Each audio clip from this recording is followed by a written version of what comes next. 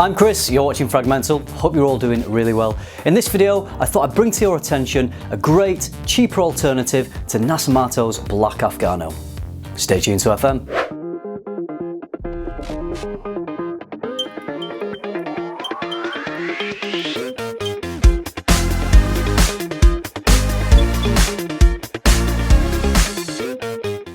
I love Nasomatto. I think they're a great house. I think they make interesting, artistic fragrances that are all still very wearable in the right situations. I own 4 of them. I would love to own more. The ones I do own are Cardin, Duro, Baronda and Black Afgano.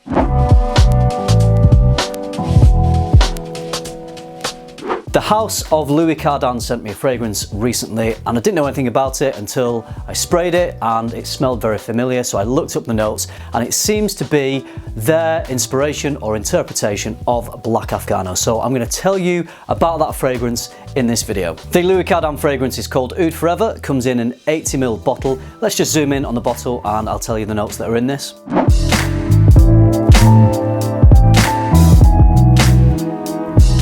As with Black Afgano, you've got cannabis, green notes, woody notes, resins, coffee, tobacco, incense and oud.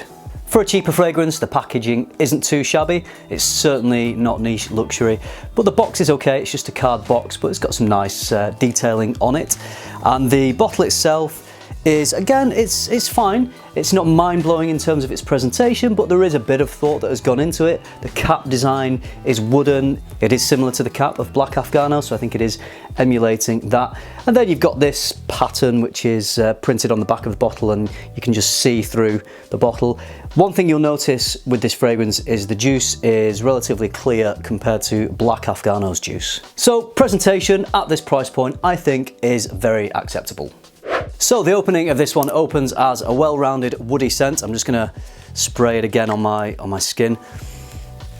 And the first thing that I would say you notice, the 2 main accords are the oud and the coffee. I think the oud is a little stronger than the coffee, but it's a very nice opening. It's a very pleasant, pleasing opening. It's not too challenging in the slightest. There's some green notes in there as well, but it's certainly not a fresh, effervescent fragrance. This is quite a heavy fragrance. It's a dark, brooding fragrance, but it's not only that, it does have a bit of lift to it as well. So it is quite interesting. To me, the most prominent note I get throughout the whole life of this fragrance is the oud, which you would expect from something called Oud Forever, right? But the oud here I think is a recreated oud accord. I don't think it's natural oud. I would be very surprised if it was at this price point. But it's nice. It's a nice oud accord and it's certainly not skanky and challenging. As it starts to dry down, the coffee and the tobacco start to reveal themselves a little bit more. This is a real weighty, dark fragrance. Darker, in fact, than the original Black Afgano. Black Afgano has a little more lift. It's got that smoke and incense and a lovely sweetness, and they're all swirling around the heart of this fragrance, giving it this real mysterious quality, which is what I love so much about it. So you do get that mysterious quality from this, but not to the same degree. As I say, this is oudier and heavier, which may appeal to some people more than Black Afgano. So while the oud is the most prominent note in here, it's never too dominant. It just combines well with the rich, dark textures of the other notes in here. If oud really isn't your thing, I'm not sure that a fragrance called Oud Forever would be something you'd want to go for. But if you like a bit of oud and you don't like it too challenging, then I think you'd be okay with this one. I've been wearing this through spring days, so some cooler days, some warmer days, and it's been working well. In terms of the performance, I've been getting around a meter or so of projection, and that'll last for 1 to 2 hours. And then the longevity is really good on this. I'm getting 8 to 10 hours, and I did get some on my clothing. I always spray a few on my clothes as well.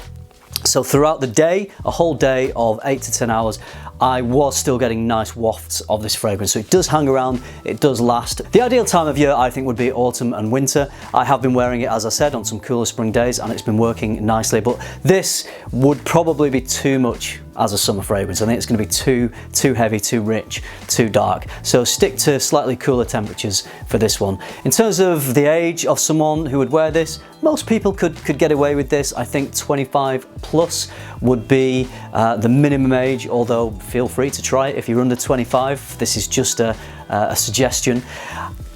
It is unisex, but I think the original Black Afgano is more unisex because this leans more on the oud. I think it has more of a woody, masculine quality as far as I'm concerned. Occasions to wear this one, I'd say, would be formal occasions or dressed up, smarter occasions. I think this could be a little too heavy for a day-to-day signature scent. I think this would be too strong for an office scent, and definitely don't wear this as a gym scent, otherwise you'll be training in the gym probably on your own. Hey, maybe that's what you want. If you want the gym to yourself, then go for this. But I don't mean that in a bad way. I just mean that it's a very strong smell that people won't be used to smelling in a gym. One of the best things about this is the price. You can go to Louis Cardin's website and purchase this 80ml for £34.95. That's £34.95, which I think represents great value, but you can get more money off that if you want. So if you use my code FM20 and follow the link in the description below the video, you'll get 20% off this fragrance. It's dark, it's mysterious. When I wear this, I feel empowered and confident. Personally, I think this is great value juice for the money. Join the Scent Geeks every Monday as we podcast about all things fragrance. You'll find us anywhere you can usually find a podcast. Links are in the description below this video. See you there, geeks. So I've made some comparisons to the original Black Afgano, but this video wouldn't be complete if I didn't mention the Perfume Parlour version, which is one of my favourite perfume parlours. I'm sure many of you are thinking, you know, what is the comparison between the Louis Cardin and the Perfume Parlour? So the Perfume Parlour version is closer to the original. It's got that sweeter incense and that smoke swirling around. The cannabis in the Perfume Parlour one is stronger than in the original and in the Louis Cardin. So if you're put off by that cannabis note, then the Perfume Parlour maybe isn't the one for you to go for. But if you want one that is as close as you can get to the original Black Afgano, I would say Perfume Parlour is a little closer. As with Black Afgano, the Perfume Parlour one is a bit more unisex because of that poppier, kind of sweeter incense, and because the Louis Cardin pushes that oud a little bit more, it does lean a little more masculine. So if you are interested in getting something that revolves around the Black Afgano DNA that is a bit more masculine, then I think Oud Forever would be one to look at. Ultimately, you've got to weigh up the costs of this and you've got to work out what the value is to you. So the original Black Afgano is around about £125 for 30ml. And that's quite expensive. That's out of some people's price range. The Louis Cardin is £35 for 80ml, so that is a big price difference. I'd say sample both. See which DNA you prefer. They're all doing a similar job in the air. But of course, the final decision is only down to you. I can't say which one you would like best. I do lean a little more to Black Afgano, but having said that, if I didn't own any of these and I was looking at buying one of these fragrances, I'd be giving Oud Forever some serious consideration. Okay, so hopefully this video has given you some good information and it's put this fragrance on your radar if it wasn't there already. If you are thinking about picking this one up, then don't forget to use my code FM20 by following the link below. Let me know what you think of Black Afgano. Is it masculine? Is it feminine? Is it unisex? Is it something you enjoy wearing? When niche fragrances do have these stronger notes, then sometimes they can be a little bit divisive. Although I do hear a lot of people say they enjoy Black Afgano. So yeah, let me know what you think of it. And maybe if you don't own it and you were thinking of picking Black Afgano up, then this could be a good choice for you. So I hope you found the video useful. I hope you enjoyed it. Thank you very much for watching. Remember, keep tuning into FM and keep smelling good.